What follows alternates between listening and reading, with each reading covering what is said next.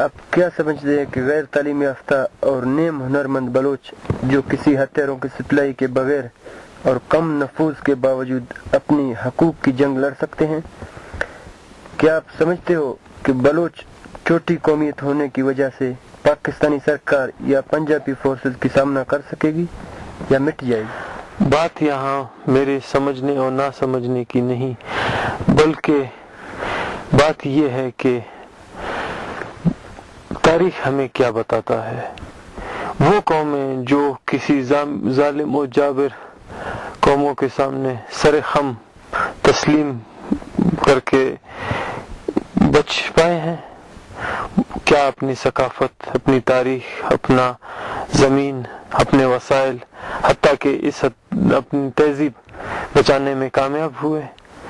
میرے خیال میں ان سب کا جواب نفی میں ہوگا، ماں سوائے ان قوموں کے جو اپنے کم وسائلی، کم نفوذ کے باوجود اپنے حق اور اپنے زمین کے لیے لڑتے اور مرتے گئے، لیکن آخر میں اپنے وجود کو مٹنے سے بچا پائے ہیں۔ وہ قومیں آج بھی قوموں کی فہرست میں سرخرو ہیں۔ سوال یہ نہیں کہ ہم کتنے باوسائل، کتنے ہمارے پاس ہتھیار ہیں، سوال یہ پیدا ہوتا ہے کہ ہمارا عہد جو ہے کتنا مضبوط ہے، ہم قوم کے لیے کتنا قربانی دینے کے لیے تیار ہیں۔ جب بلوچ قوم آخری یا ایک مضبوط عہد کر لیں تو پھر بلوچ قوم کو میرے خیال میں کوئی بھی ختم نہیں کر سکتا۔ ایک مثال کہتے ہیں کہ ڈھونڈنے سے خدا بھی ملتا ہے، اگر کہ ہم عہد کر لیں تو یہ تو صرف ایک قومی آجوئی کی بات ہے۔ میرے کو یہ اتنا مشکل و ناممکن نہیں لگتا کہ جیسے بتایا جاتا ہے۔ یہ ایک شخص واحد کی نہیں بلکہ ایک قومی جستجو ہے۔ تو گو کہ میری باتیں کچھ لوگوں کو رومانوی لگیں، لیکن قوم کے لیے یا مادر وطن کے لیے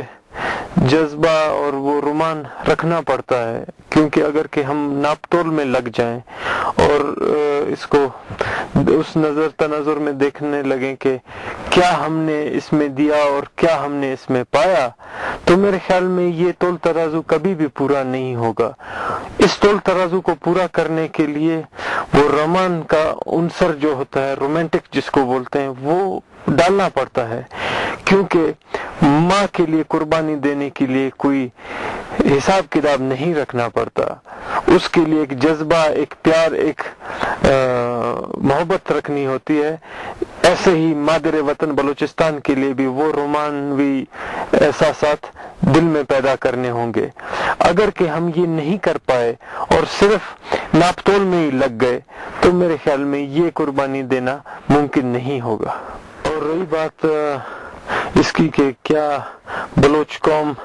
پنجابی یا پاکستانی فوجی بوٹوں کے طرح رونگے جائیں، ختم ہو جائیں، یہ تو بلوچ قوم پہ منحصر ہے کہ ان کا حکمت عملی کیا ہوتا ہے۔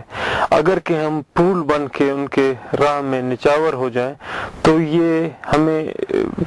رونگتے میرے خیال میں تکلیف کوئی محسوس نہیں کریں گے، لیکن اگر بلوچ وہ خاردار کانٹا بن جائیں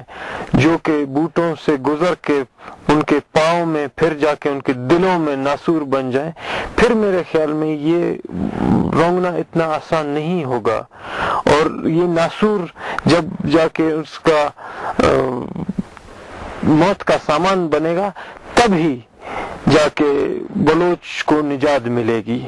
اور اگر کہ کوئی پنجابی سوچتا ہے کہ بلوچ ماں، بہنوں، بچوں اور پیرسن مردوں کو مار کر چین کی نیند سو سکتا ہے، تو اسی طرح پنجابی کو اپنا خطرہ لاحق ہو، پھر وہ کسی اور کی طرف ہاتھ بڑھانے سے پہلے ایک دفعہ اپنا فکر کرے گا۔ تو کہنے کا مقصد یہ ہے، ہم اگر کہ اپنا لائے عمل اور اپنی حکمت عملی نہیں بناتے اور صرف یہ سوچتے ہیں کہ ہم کمزور ہیں، ہم کم تعداد ہیں، ہم بے وسائل ہیں، اسی لیے ہم غلام ہیں، تو پھر یہ غلامی ہماری نصیب بن جائے گی. لیکن دوسرے طرف اگر کہ ہم وہ کڑوا نوالا بن جاتے ہیں جس کو کھانے کے بعد کھانے والا بھی آرام کی نیند نہیں سو سکے، تو پھر میرے خیال میں اتنا آسان نہیں ہوگا ہمیں نگلنا. تو آپ کے سوال کا میرے خیال میں جواب مل جاتا ہے کہ اگر پھول بن کے